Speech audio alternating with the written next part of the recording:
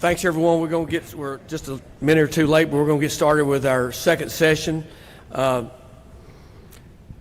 Profitability Initiative. That's what this is all about. Something I'm very proud of. I feel like it's something that we've been needing. We're probably a little behind, but sometimes you're better off to start than just keep pushing it down the road. And I think this is a great topic, and I really am glad that we're all here, and I hope we all learned something from it, and we look forward to this panel. The answer is different in different types of operations, but we're hoping to find common ground on the benefits of producer profitability to our industry. Leading us in this discussion will be Russell Nemetz. Telling agricultural story as Russell's does best. As an award-winning NAFB farm broadcaster, he takes great pride in being one of agriculture's biggest advocates. Raised along the Milk River near Chinook, Montana, production agriculture has always been part of his life. In fact, his family continues to run a cow-calf operation there. Today, he provides daily ag radio programs on the Western networks in Billings, Montana, and Ag Information Network in Walla Walla, Washington. Russell, it's all yours.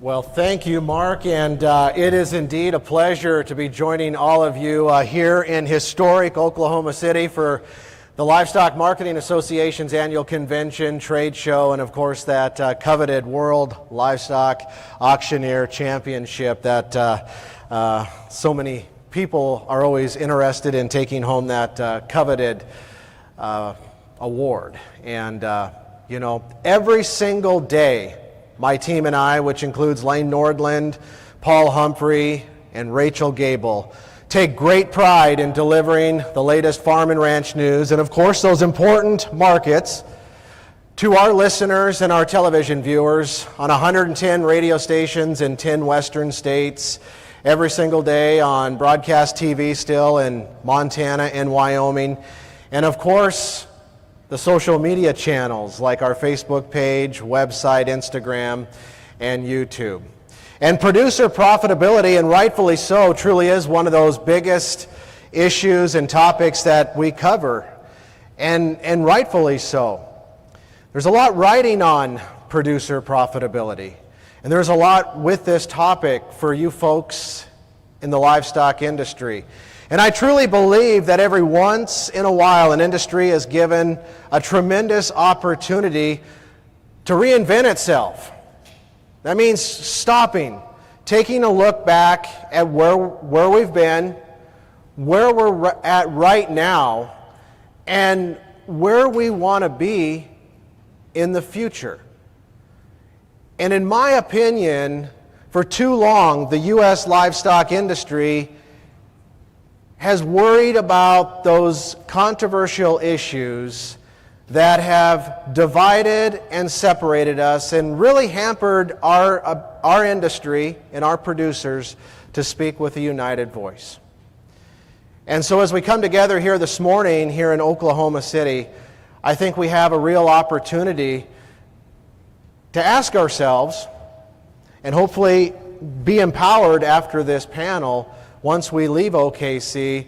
Are we okay with that? Are we okay having these controversial issues continue to dictate our industry and tell us where we're going to be, if we're even going to have that opportunity, as the opposition, those people in the animal activist world and the environmentalists out there who are just sitting on the sidelines waiting for us to keep doing what we've always done, and that's fight amongst ourselves, not speaking with a unified voice.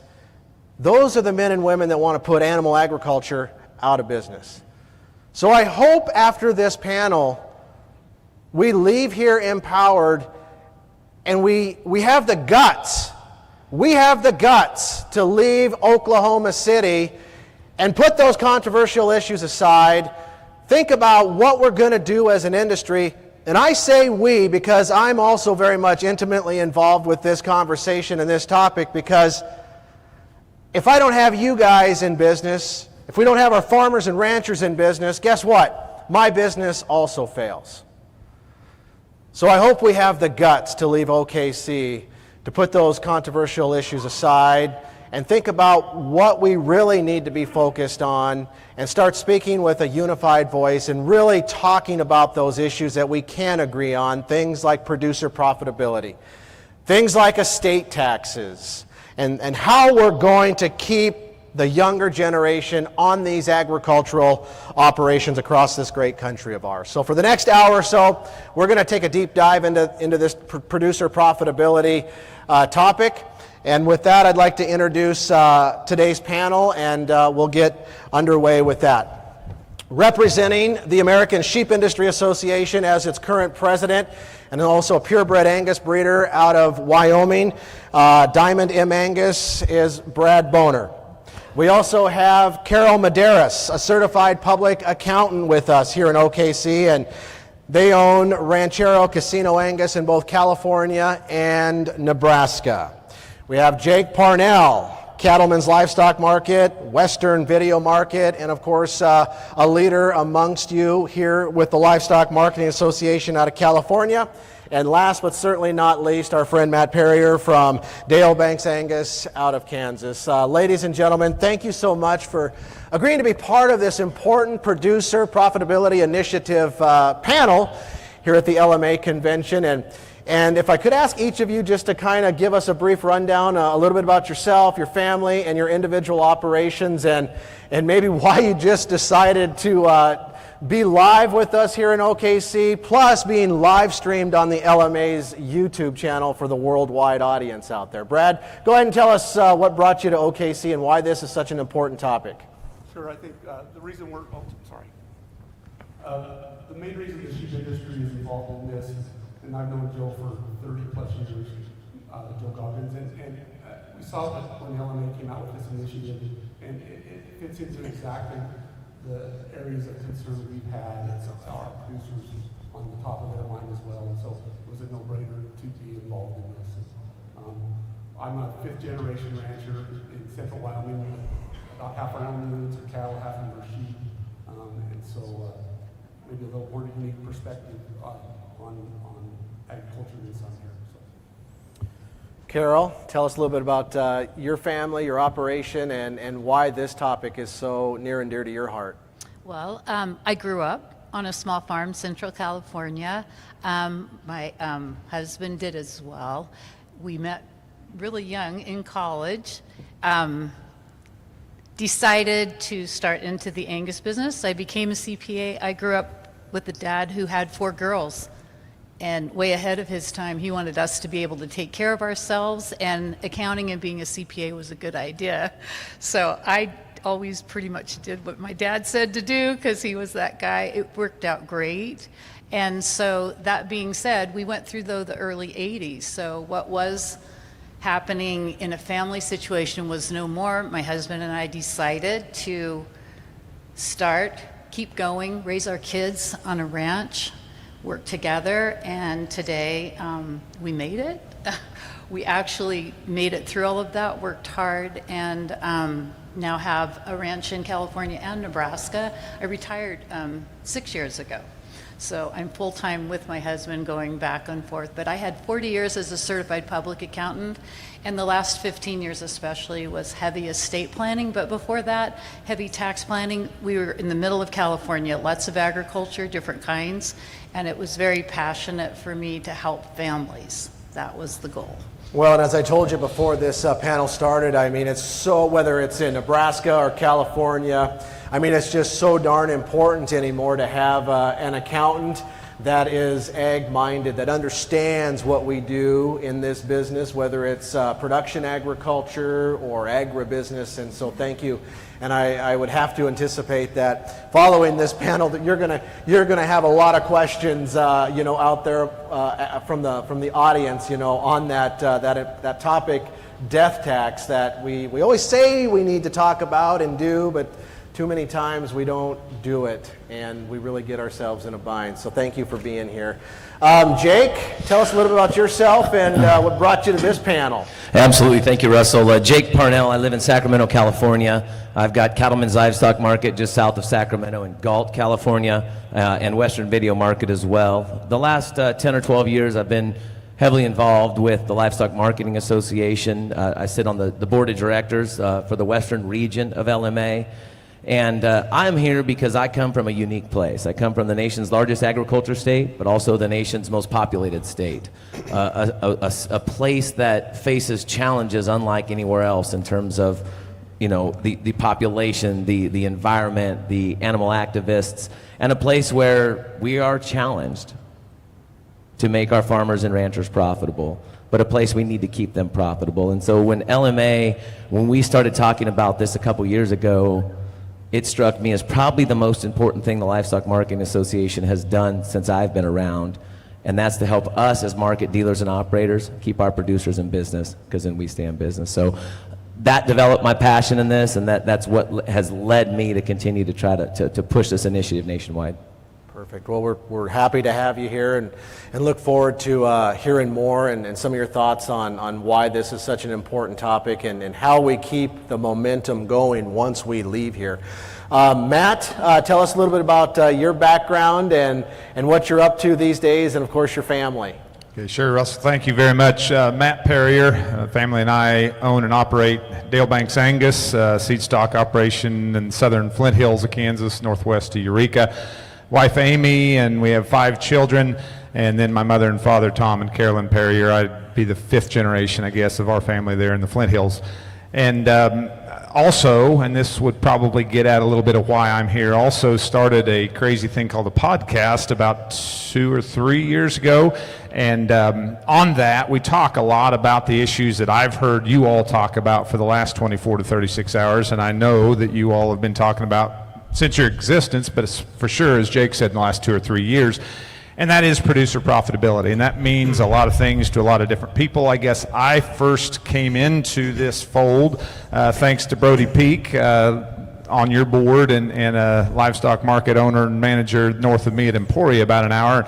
He had one of the very first, I think, Chelsea profitability, producer profitability, the first session, and that was, we sat there in his cafe and talked about some things that are always on our minds, regardless if we're cow-calf producers or farmers or market operators or feed yard operators or even packers, processors, and retailers, and that is, how do I keep my family in this business? And those are hard conversations because they're always different, and they always touch on some areas that give us a little heartburn. And instead of hiding behind those and saying, well, he looks at it or she looks at it differently than I did, your group went ahead and fleshed those out. And then they fleshed them out in Billings, and they fleshed them out in California and Alabama and every place that you've done that.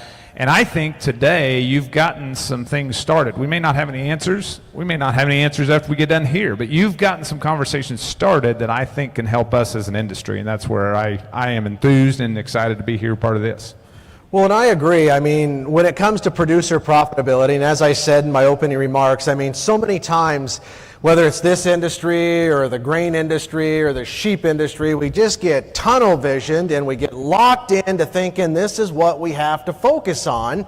And we spend a lot of time, a lot of money, in which a lot of cases associations just don't have, when we look at some of those animal activist groups and those environmental groups out there that are just chomping at the bit to put us out of business. And so if we can put those issues aside and have these meaningful discussions about what really needs to happen here in agriculture, and have those tough discussions like, how are we going to transfer these ag operations to the next generation, whether they're family or maybe some another family that isn't directly related to us but wants to have a career and a life in production agriculture, and that's what we really need to focus on.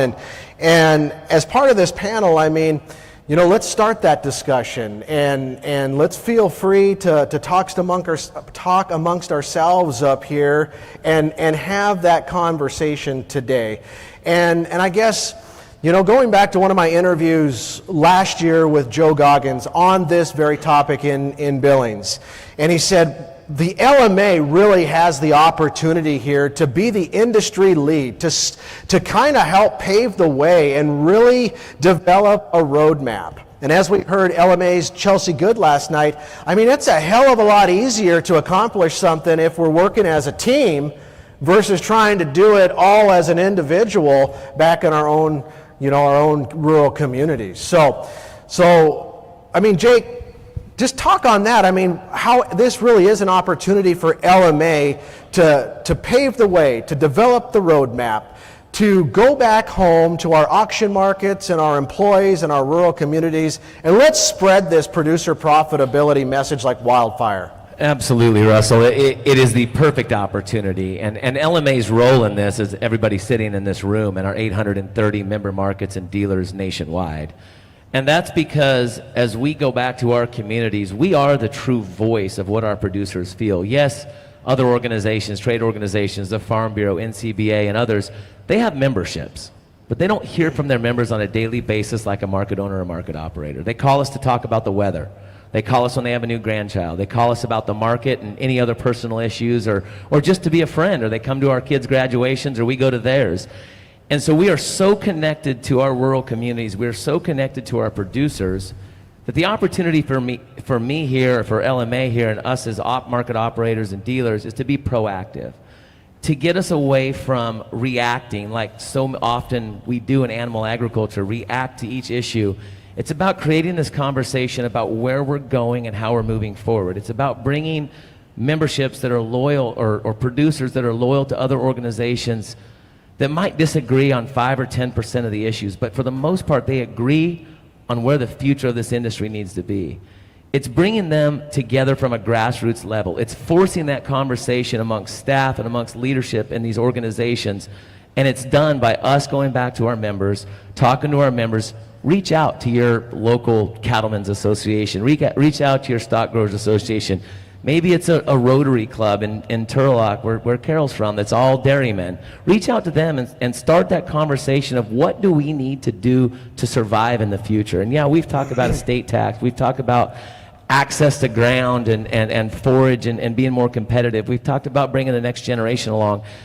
As this moves across the country, there will be others that have ideas that go along with these, that might spark a thought in all of us that gives us another angle to help make producers profitable. And we need to be progressive about it, because when you come from where we come from, where they're shutting our waters off, they're making farming and ranching the bad guy, even though we're arguably feeding the world in the San Joaquin Valley out there, when they're making us the bad guy, when we've got to go to the store and buy third world products, or products from a third world country that we don't know if they're nutritious, we don't know if they're safe, but we no longer can produce food efficiently, nutritiously, and safely in this country, we've got a problem. And so we've got to continue to spread that message from the ground up, that grassroots movement. We've got to get people aligned and thinking alike to move forward, and not just continue to react and fight about these few issues that maybe aren't that important in the big scheme. Well, yeah, especially in today's political climate, whether it's in your own state legislatures or in the nation's capital, it's pretty mind-boggling just how little these folks are getting done. And when they do work on something, you need to go in there with a unified voice. And I don't mean to keep beating this horse to death, but you really do have to go in there when you get that opportunity, whether it's with a staffer or that member of Congress, he or she directly. You got to have your ducks in a row and be able to utilize those few minutes to have your elevator speech ready and to be able to promote your industry. And the last thing those folks want to hear is, you guys, we've got the cattle industry fighting with the sheep industry. We've got the grain growers fighting with the pulse growers. Nobody can get along. And I'm telling you, you guys know it as well as I do. The agricultural population is flat shrinking across this great country of ours. And Brad, diving a little bit deeper, we're getting fewer and fewer sheep producers in America. And somehow we have to collectively work together to try to figure out how to keep the younger generation either involved or get them involved. And of course, one of the reasons that ASI got so excited with working with LMA and other livestock organizations is trying to create some incentives out there to speak with a unified voice, get the younger generation involved, or get people back involved with sheep production. Yeah, Russell, I think those are the first steps that we need. And as I was visiting with Joe, we need to increase our winning percentage in ag. We win a few battles, but but we need to have a higher batting average than we have at the moment, and not by a little, by quite a little. So I think that's the motivation here, and we, you know, our detractors speak with one voice constantly, and we continue to be a little bit on the divided side from time to time, especially with our representatives in Congress. So hugely important that we get on the same page and work together and unify around some major issues. And yes, you know, the sheep industry in the U.S. on the traditional side continues to shrink.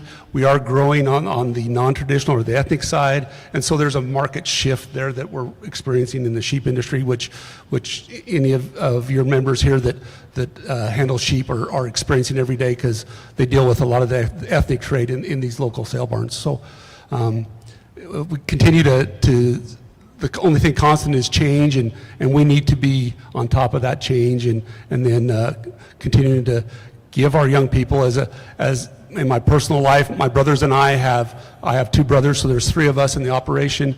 We currently have 5 30-somethings involved as well, so we have to figure out how to go from 3 to 5, and that presents its unique challenges, and so we're in the middle of this transition process, and it's been very interesting. That's why you always got to have a good accountant standing by, you know, to help navigate these uncharted waters we're kind of all trying to get through right now. And Carol, when we were on our panel call, you know, a week or 10 days ago, all of us talking about being here in OKC and some of the topics that we're going to cover, and of course, you know, taxes and death are the only 2 things that are certain in life. And, well, we're all here alive, so we've covered that one. Thanks for the positive thinking. I know, right, Jake? But when we talk about taxes, though, this really is your area of expertise. And you know, one thing that stuck in my mind during our call a few days ago was, like, when it comes to estate planning and talking about that dreaded death tax and, you know, some of those other tax incentives out there that we're able to take advantage of right now because of some favorable tax laws, they're all going to go away here in a couple years. And we're going to be back to square one. And guess what, folks? Square one really wasn't that much fun for any of us. We gave even more and more of our personal property and our money to the government. And we don't like that. We don't like that. But when it comes to the death tax, Carol, you said we really need to start those conversations earlier and even engage, you know, our kids, or in some cases our kids and now our grandkids, who are just waiting in the wings that when we're out at events like this, oh yeah, we always say, we can't wait to pass it on to the next generation. We love the fact that it's a family-run operation, but we never talk about what we need to talk about, and that's setting them up for success instead of failure, and really diving deep into the death tax conversation with them. In our business, we encouraged, as much as possible, let's create a team. Let's sit down. Let's start having the conversation. Every single family is different. Every single family came from different backgrounds. Communication amongst ag people historically has not been a strong suit. I feel that the young people want to talk a lot more now. And so what we would do is encourage, the first thing we would do, first of all, profitability, when we talk about that, is being able to pay your bills. So you're going to want to encourage conversation on how are we going to make this work, get our bills paid so we have something to pass down, number one. And then number two, giving everyone the courage to come together. So in our situation, you would have kids that were interested in staying and kids who were not. And then you would talk with mom and dad, and it came to them maybe from grandma and grandpa, and it would be that conversation of it's not going to be equal, it's going to be fair. And how do you create that? You would enlist a good attorney, and it is an ongoing conversation, and you work to create a plan for the family at this time. And part of the reason is to start the teaching. There's no replacement for youth, energy, and new ideas. They have to be at the table with you. Those of our clients that we saw embrace that, it was so rewarding to see what was possible to have happen. Then you do also have the conversations about the estate tax. I was still in practice when the law that's in right now was enacted, and I remember it was going to sunset, and was it going to come back? Were the higher levels of exemptions that you could pass away and not pay a state tax going to remain? Was it going to fall again?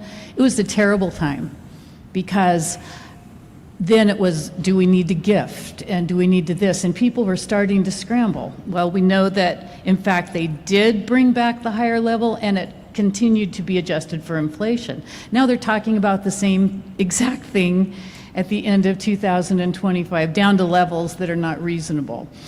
In production agriculture, especially in the cattle business, your land is your asset. Land is not cash. You need the land to have the business, you need the land to raise the animals, but yet the values always go up. It's a very big issue. In my opinion, agriculture needs to come together and have the discussion on that production ag, for us to raise our own food in all aspects, needs to be considered for some kind of exemption, that we are not subject to this merry-go-round that goes on, and we are depending on people in Congress to vote on our future every so many years. When you're trying to plan for your kids, give them stability, give them what they want to hear, to give them a future, give them hope. And so it's very complicated. Every family was very different. I worked with a great attorney who always said, for every problem, there's a solution, Carol. We just have to keep trying. Because families are all very different people within their family. And mom and dad would get stressed, and Oh, yeah. those conversations weren't. And so we prided ourselves in being able to communicate and talk. And also, because I had an ag background, that did help. You know, well, you understand, they would say, and it helps so much. But it was an honor to be a trusted advisor to help. So my main thing, find that good CPA, find that good attorney. Never too soon to just start the conversation if you have hopes for the next generation to come. Well, that right there is what makes Brad's story more possible, right? Those Right. 5 young people coming back to the family farm. It's an uncomfortable discussion at first, but to incentivize those 5 to come back, not go get another job, to come back into production agriculture where we need them, they have that conversation. It's a lot easier, even though it's uncomfortable at the time. Well, and the other part of that too, Carol, you know, is your message in there that it doesn't all have to be equal for all kids. Right. You know, and that's okay. I think if we as parents and grandparents, you know, can accept that, and we can deliver that in a decent way, where we don't start a family war, you know, I think the children within themselves truly understand that there's always one or two that do most of the work, and then the one that goes off and does something else and then always wants to come back but never does. Doesn't mean they can't have a part in that agricultural operation. It just means their part might not be as big. And I don't want to be a bunch of talking heads up here, you know, saying all these things. And so, I mean, these are hard discussions that we're not just sharing with you guys, but I hope the 5 of us are also having within our own families. And I just want to put you guys a little bit on the spot. I mean, Matt, are you having some of these estate tax discussions like with your family right now? Yeah, we have been for years, and fortunately for myself and my wife Amy, my mom and dad had a lot of those hard conversations with my dad's father 50 years ago, 60, 70 years ago maybe, when they started, and 60 years ago. And consequently, because they had those then, ours are a little easier. They went through some challenging times with that generational transfer. I watched those as a kid, and I knew in my mind as a little kid, I didn't want to come back to a ranch. I didn't want to go through what they went through with his dad and the farm crisis of the 1980s. And so when I hit the ground leaving Eureka High School in May of '92, I was not coming back. And I went through 4 years of college. I graduated in '96, and you all remember what the cattle market was like in '96. You know, we're talking 60-cent calves and 62-cent fed cattle. We had an inversion there. I mean, it was a messed up market. I think we have to remember as we talk about having these conversations, which you're exactly right, we're not good at talking about anything of substance, whether it's our family or our industry family. But when we do talk about things as farmers and ranchers, what do we talk about? The negative part. We talk about what's wrong. When it has been dry, we talk about the drought. When it finally starts raining, we bitch about the mud. I mean, we are so good at finding what's wrong outside our kitchen window that we forget to celebrate what's right. And when we talk about unity, I agree wholeheartedly. We can't continue to go to D.C. and be the second or the third or the fourth group of alphabet soup with a cowboy hat on to talk to that staffer in D.C. and sometimes talk about the same issue from 4 different sides. We have to figure out how. There's, 700 and some thousand livestock producers in the U.S.? We have to figure out how to agree on enough to actually get something done.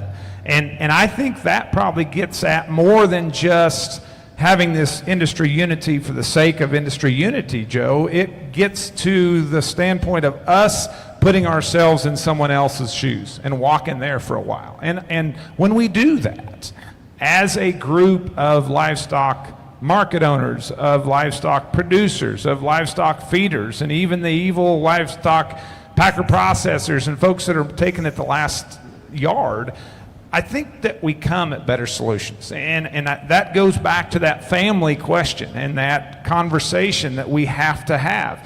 Those are hard conversations, whether it's around the family dinner table with the attorney or the accountant, or whether it's around the big board table with people who you think are your enemy when in fact they're your partner in getting this beef to where it needs to get. Yeah, absolutely. And Jake, are you having some of these tough conversations in California with your family and other partners? We've had the tough conversations, but I think that when you relate it back to why we're talking about it today, what we've learned through the start of this producer profitability initiative is it does seem to come back to these tax issues. That seems to be the thing that a lot want to talk about. And so when we have meetings with our producers, Cattlemen's Association meetings, meetings hosted by the vaccine rep or one of those, we start to bring ideas up about producer profitability. We relate it back to some of these tax issues, and we try to create that uncomfortable conversation with our producers. And I know that it seems weird and it seems kind of out of our window as market owners and operators, because we're probably pretty good at what we do. We sell cattle, we try to get the most for our customers, we try to bring value to them that way. I think our role has to be more, because we need them to stay in business. We need them long term. And that role is for us as LMA members, market operators, that's to create this conversation with them. I've had it in my family, partially prompted because of this and some other issues, watching what Carol's seen in California, where the land values are so great and so high. If this isn't planned properly, they have to sell everything just to pay the estate taxes. And so we've had those conversations, but I think it gets back to this room, and why it's relevant today is we've got to push that to our producers and create that conversation. There may be another few issues we can hook our hat on, but the death tax, the inheritance tax seems to be one right now that works.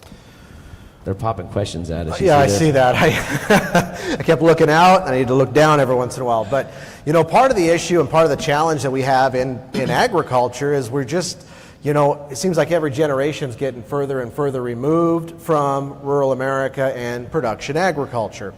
And these men and women are also becoming, they're getting of age where they can vote. And they can totally make a difference even in a rural state like Colorado. And believe it or not, right now there's an initiative in Colorado coming up this November that would ban meat processing within the city limits of Denver. And Brad, I want to direct this next question specifically to you because it's Superior Farms that has the target on them. You know, one of the last remaining large sheep processing facilities in America. You know, what's going on with that? ASI is fighting it tooth and nail. How can the LMA, this membership, and the rest of us help the sheep industry with this incredible and unfortunate situation going on in Colorado? Yeah, thanks, Russell. I think for those of you that were in the other day and saw the market-to-market report where the animal rights group laid out their agenda, this is not going to be a unique thing to Colorado or Denver. They've already started efforts in Portland, San Diego. I mean, it's going to go throughout the nation. So ASI, along with Superior Farms, have worked side by side and other ag organizations to hire a marketing company to help us get out the message of why they should vote against this. People can contribute to that. It's Stop the Ban. So if you Google Stop the Ban, it'll come up, and they're taking contributions there to help in this marketing effort. And to directly do what was talked in here about the other day is contact the voters directly, not be at the higher level. We want to get to the voters and educate them on why this is a really bad idea. And it's also the industry's thought that this needs to be put down hard. We don't want a close vote. We need to put it down hard. So the resources are being used. A lot of resources are being used, and hopefully there'll be a successful outcome to that. Yeah, and again, I mean, it takes all of us, even if you don't live in Colorado, to actively participate and visit that website, Stop the Ban.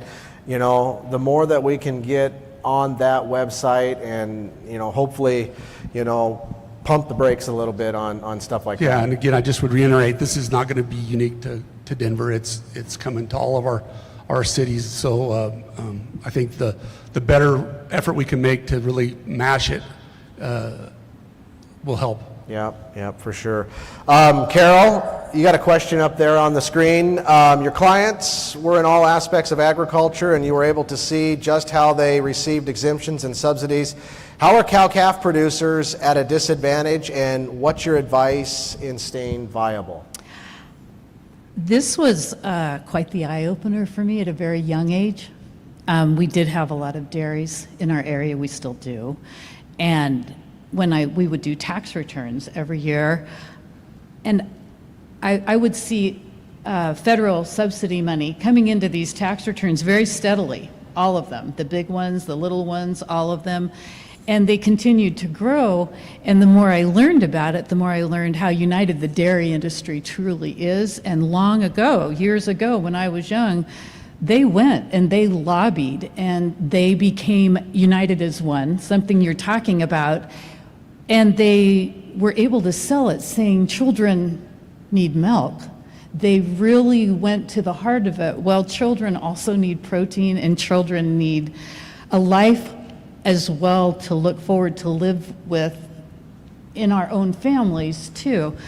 Back to that, how are the cow-calf producers at a disadvantage? It's very low. It's not ever had remotely the same kind of thing. I am not a government lover of they will take care of us. That's not what I'm proposing. But one of the things, I listened intensely to the beef on dairy conversation previously. And that hurts my heart a little bit, I have to be honest, because dairy people are good businessmen. They have come together, but now we're talking about them coming into our industry with beef on dairy, and they have this subsidy money coming their way already. They are number 2 behind row crops in federal subsidies. Beef cattle are very low. I think that conversation needs to be had. We're all trying to pay our bills. We have cattle in 2 states. We see the differences in costs between California and Nebraska now. We run a registered Angus herd. We have bull sales in both places now. But all of our costs, no different than the dairy people's costs, are going up. Taxes, insurance, so many costs have inflated. We need to be part of that conversation because we're at a disadvantage.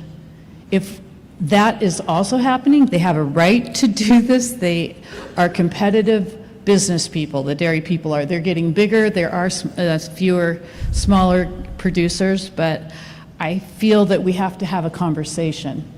And like I said, my first instinct is like this, talking about government, but we're at a disadvantage. They have a big disadvantage, and we had a lot of dairy clients, and I was taken back at thinking, how did they get all this? How does this work? Right. You know what I'm saying? So I just want that to be part of the conversation too, because when we're talking about profitability, it's being able to pay our bills, and not only pay our bills, provide a living for our children to want to come back and be a part of agriculture and talk about what's possible. And one of the main reasons my husband and I wanted to do this is to raise our kids how we were raised, and we're so happy that we did. We are so happy that that's what we were able to do. That was our goal. So our story is different, but also it's to encourage young people, even if you don't come from a background, if it's something you want to do, you can. I would see clients and people that loved cattle get into the business, maybe had something else going, but get started. You don't want to discount those either. You don't want to discount the new starters going, this is the life I'd like to lead, but it has to be viable. So conversations, differences. Absolutely. Jake is chomping at the bit. Well, she made me think, when we first started our listening sessions, we went to different states and we gathered. Matt referenced the one in Kansas. We did a couple in California. And I brought what I thought was a really uniquely diverse group together in Northern California. And we had a very good conversation, farmers, ranchers, all of us together that did both. Then we flew to the middle part of the state, down to Harris Ranch. We had a conversation with, was it 2 or 3 dairymen in the room? And it goes back to what the unification idea and what Carol was talking about, the dairy industry. Those guys just kept talking about how awful we were in agriculture about telling our story. We have a great story to tell. We're not very good at it. The dairymen in our state were brilliant when they started the happy cows that come from California. It made other states upset way back in the day, but it really helped the California dairy industry and the milk market. And we learned that night at Harris Ranch with 3 or 4 of us sitting around the table what they've accomplished by telling their story. And I think nationwide, if we can do more, it leads into that question I know Matt wants to touch on, the unification idea. And I think if we're better at telling our story and doing that, it can help that unify. Yeah, I agree. And that top question, no, second now, top from the top, what does unity look like when some trade association staff or leaders don't want to get along? I think it looks exactly like it does today. It looks like chaos. Yep. It looks like turf battles that are left over from 20 and 30 and good gosh, maybe 50 and 75 years ago, instead of looking forward. All these questions that we had on the survey, none of them asked us about things that happened in the past. All of them asked us about, where do you see X in 5 years, or in 10 years, or in 20 years? Why don't we as an industry, not just LMA, not just NCBA, not any of the other alphabet soups out there, why don't we actually, with our actions, do what we say up here on these types of screens? And that's what I think we have to do. I think we have to forget about what happened in 96 or 98 or 68 or 2000 or however far back you want to go. And those are hard moves to make, especially in a tradition-laden business like we are. It is a blessing and a curse to have this many generational operations and this many long-term employees of this or that association. It's phenomenal, the institutional knowledge that our families, ranches, farms, associations have. But it is such an anchor that drags us back and doesn't allow us to let bygones be bygones, figure out what works to get us where we want to be in 5 and 10 years. Again, celebrate the wins that we've had in industry, because we've had a ton of them. We all want to say, again, what's wrong and what we don't like and why we won't be a member of this organization.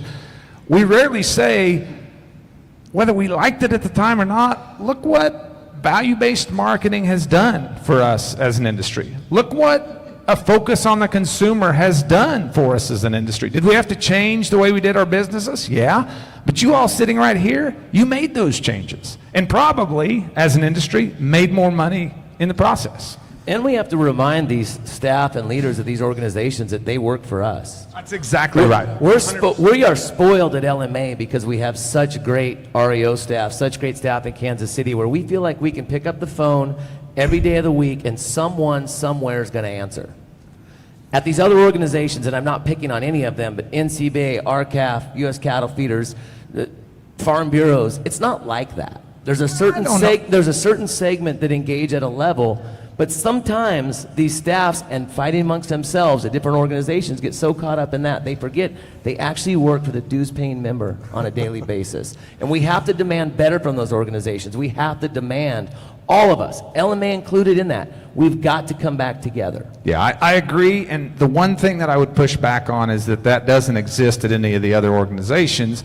I think that you and your members are better at, because of what you have to do every day in working with the folks that bring you cattle, you're better at, when there's a problem, you don't sit in your cafe and gripe about it to your neighbor. You pick up the phone and you call Mark or Chelsea or your rep or whomever the case may be. Sometimes we as producers would rather go to your cafe and gripe than pick up the phone or write a check and join to fix it. And that's why LMA plays such a pivotal role in this, because you come tell us, then we can go tell somebody. That goes on. I know That's just what I was going to say, Jake.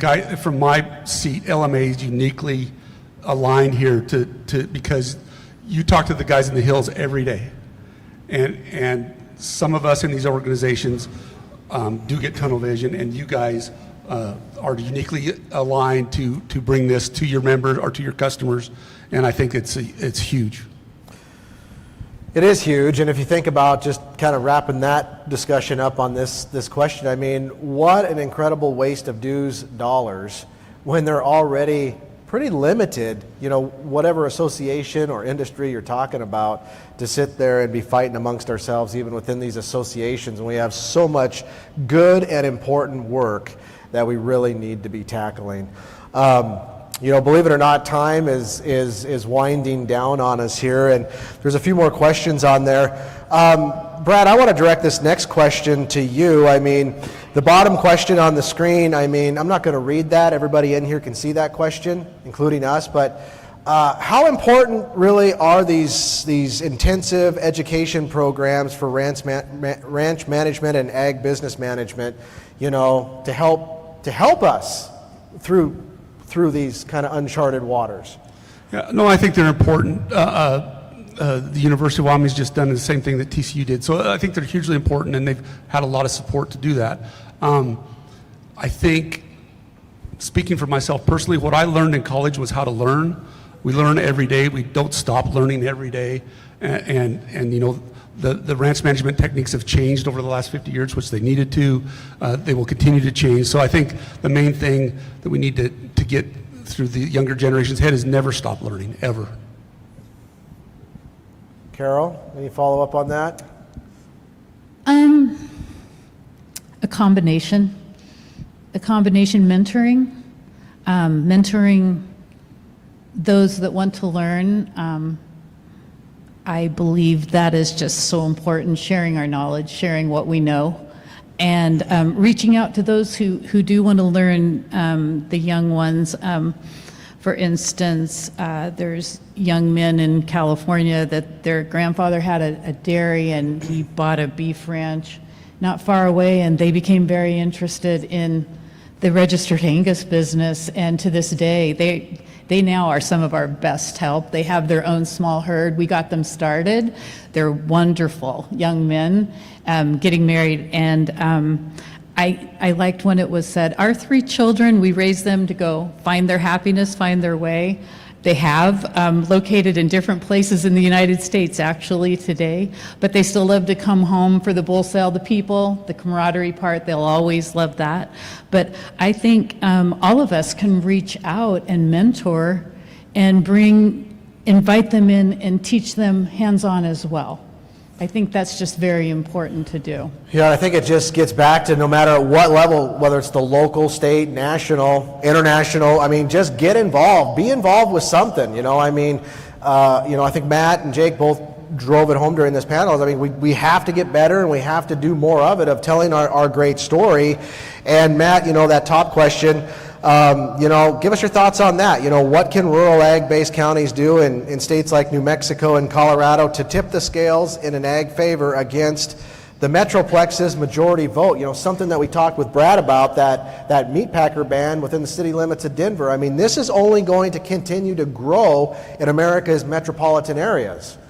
We've got to bring the ranch to town. We have got to be more than just transparent, more than just telling our story. We have to, I hate even to speak this because I know there'll be some Montanans in the room that hate it, but we have to be the real house husbands of Yellowstone.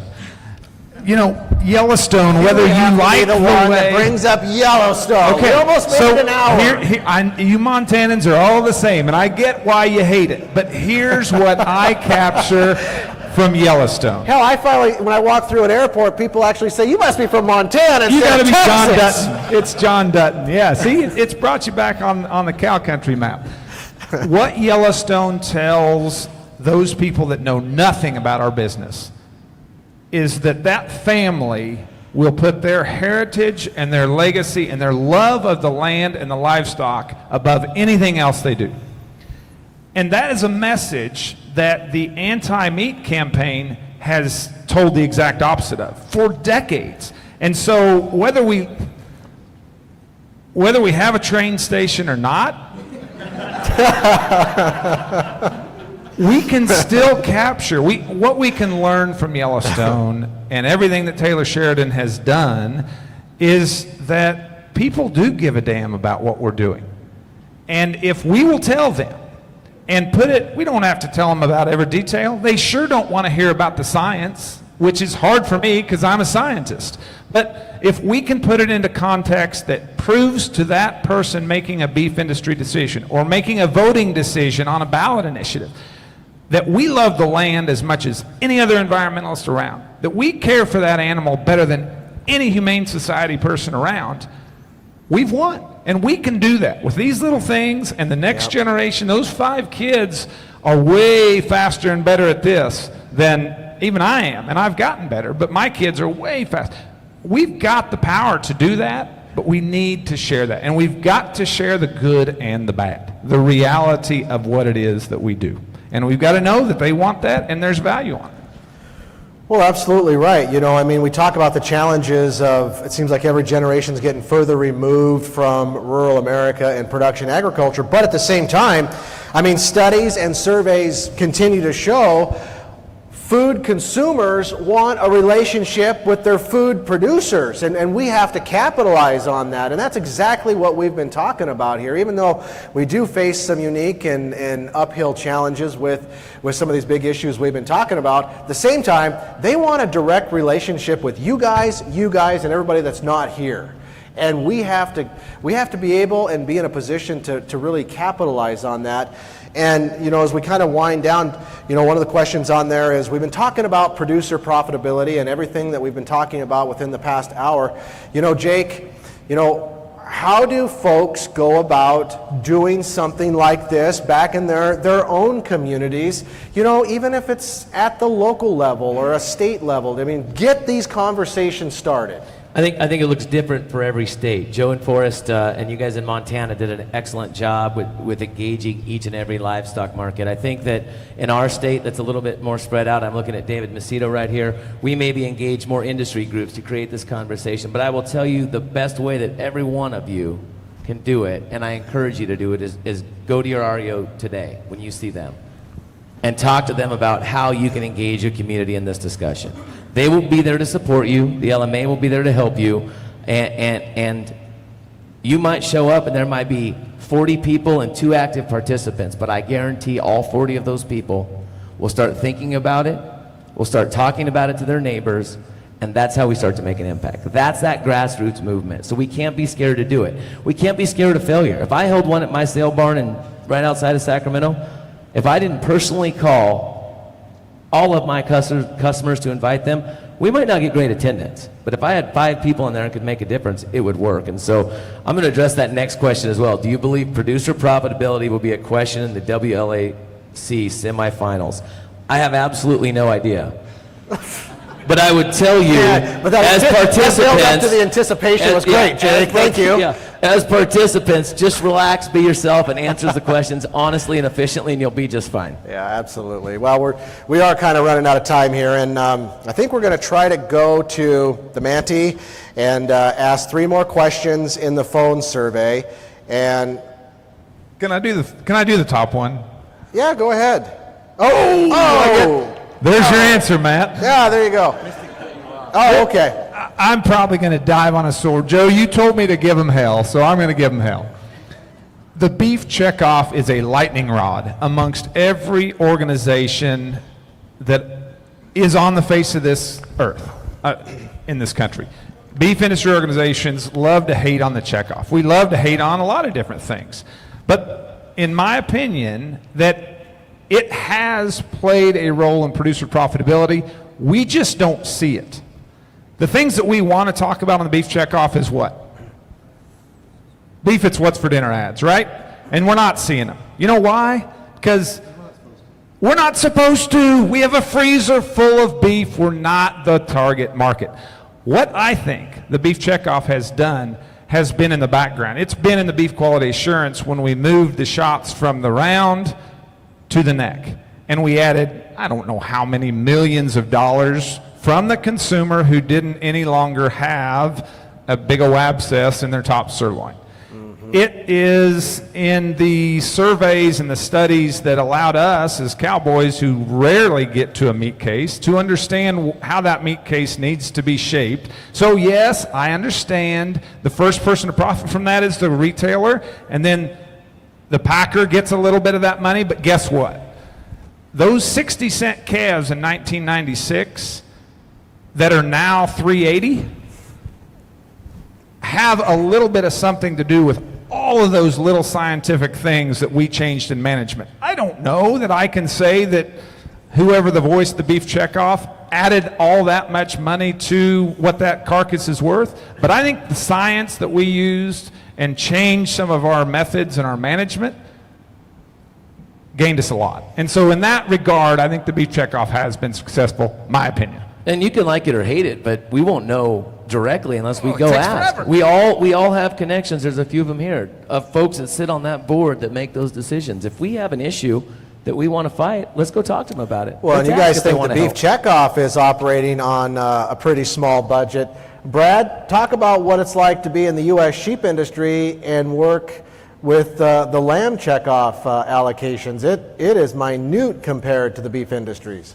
Yeah, and it presents its own unique challenges. We just got to be more efficient and try to get a bigger bang for our buck. But I think all the checkoffs have done a great job with that. And I think you guys bring up a great point that if we aren't going to talk about our product, who is? And it's hugely important because I promise you the packers are focused on doing what they do best, and they're really good at it. And they need to be good at it because they need to be efficient. And we lived in the sheep industry through a period of time where we relied on the packers to tell our story. They did a horrible job.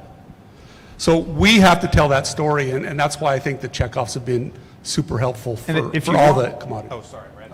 If you want one more perspective on what you can do as producers and as market owners who pay into that checkoff, not to promote the podcast, but go back a couple episodes on Practically Ranching, and I had the CBB, which is Cattlemen's Beef Board chairman, producer from Kentucky, and we talk about that thing.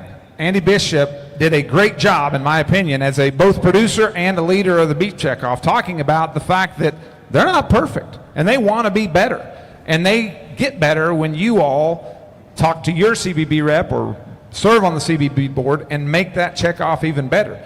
There's a lot of different ways it can be, but rest assured that it's not just some ivory tower up there that we're sending money to and they're never listening or never getting any producer input. I just want to know from Carol, the fair but equal question that was up there, do you pick your favorite or do you pick the kid that you think might come back to the family farm? The one that's going to make you the most money. Come on, Jake, what's the matter with you? Well, what we found is every family was different, and we spoke with mom and dad. We would have meetings with mom and dad. We would have meetings with the kids. We would honor what was said confidentially with mom and dad and with the kids, and then what we did was work together on trying to bring the conversation together. One thing I will let everyone know, when we got through this, and moms and dads didn't always agree on what should happen either. That's another thing. It went better for that family. They were a better unit. They knew what was coming. They knew the expectations. When they said, how do you decide fair versus equal? It's very individual to each operation. maybe they would get a piece of land that a long-term lease was set up, that it would stay in the family, but they would get income off of that land, a way to keep the land in. We would set up family limited partnerships, and we would put the kids that were off into that. We would have rolling leases, so from the date of mom or dad's death, it would roll out 10 years. And the other thing to remember, it's so important to start the conversations early, because what if a death happens out of order? Everyone thinks, oh, it's going to be dad at 90. I heard in Denver this year, when my husband and I were there, we were talking to a good friend out of Idaho, and he said, I've done everything that you said needs to be done, and we've done this and we've done that, and my neighbor did the same thing with the entities, with the gifting, etc. And he goes, my neighbor had one son on the ranch, and he went to the mailbox and he passed away.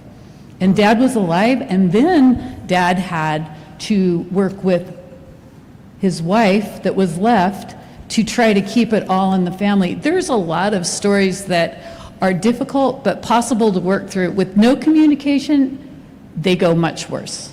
So my suggestion always will be, come to the table, start the conversation.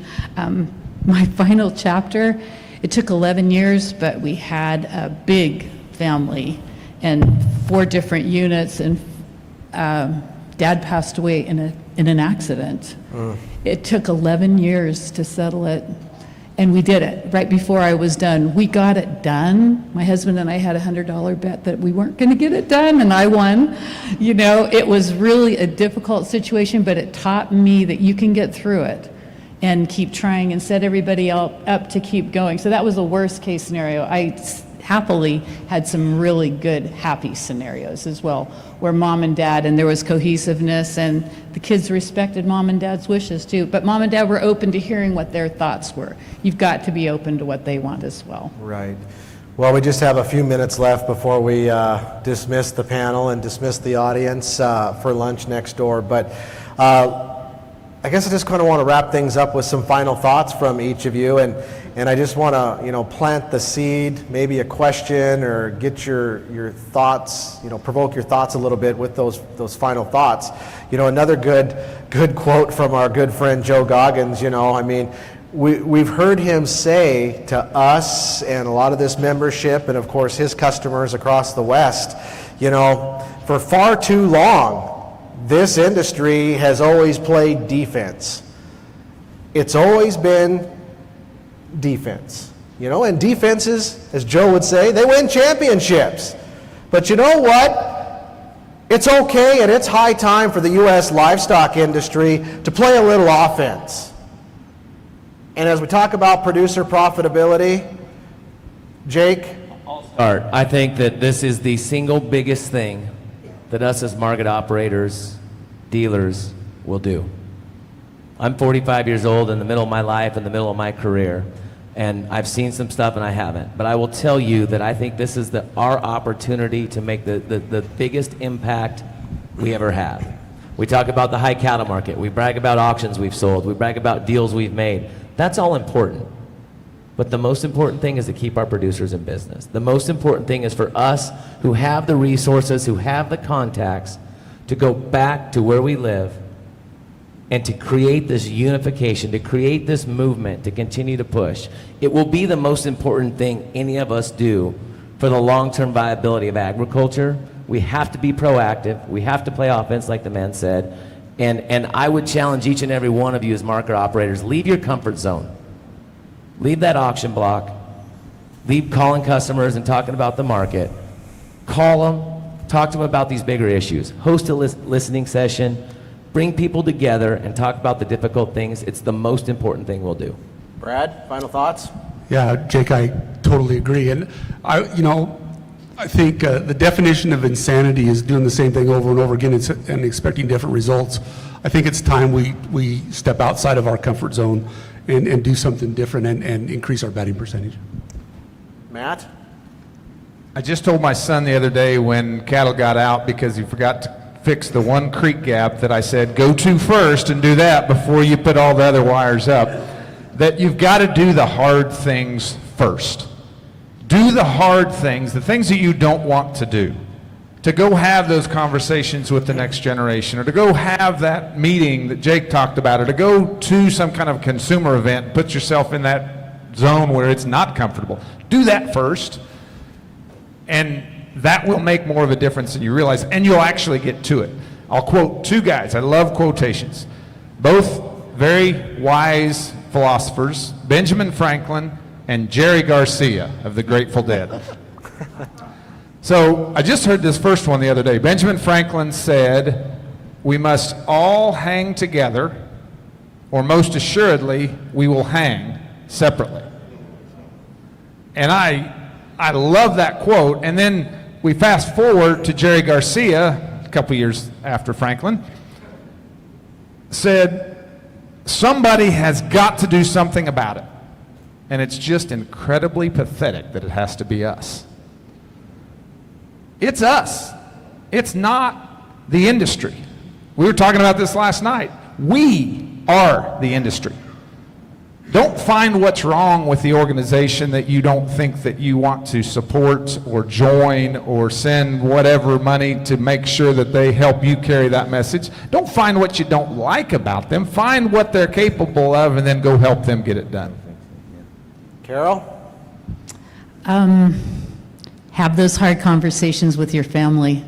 It's so vital and important that youth continues to be involved, that they believe that they can make a good living, that they can raise their children, that they can have the life that they want to have. Go have those hard conversations.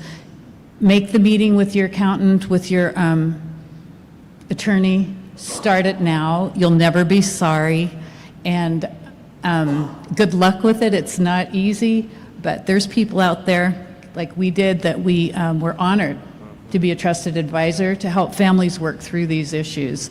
And I know there's still really good CPAs and attorneys out there today that want to do the same. Absolutely. Ladies, I want to add one thing. I want to thank you. You and your network took hold of this months ago and have really been a big messenger for us, for LMA, for producers. And I know you're a little bit more regional. You're growing greatly, but we appreciate all that Western Ag Network has done. You've done a great job helping us. Thank you, thank you. We are very proud and very much pleased to be able to help the LMA and all the different trade associations out there. And thank you again for inviting me down. But what I started to say is, ladies and gentlemen, let's give the panelists a big round of applause too.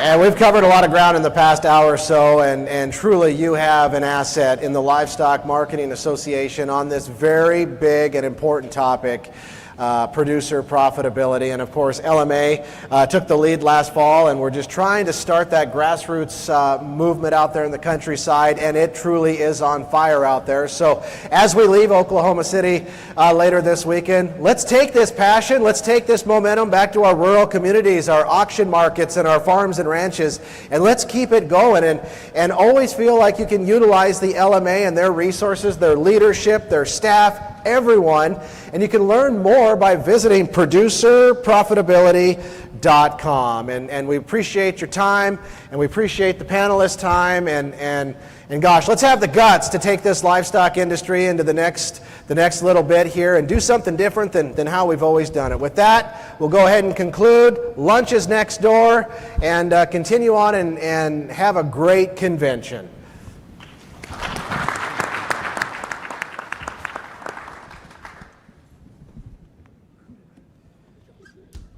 That was fast.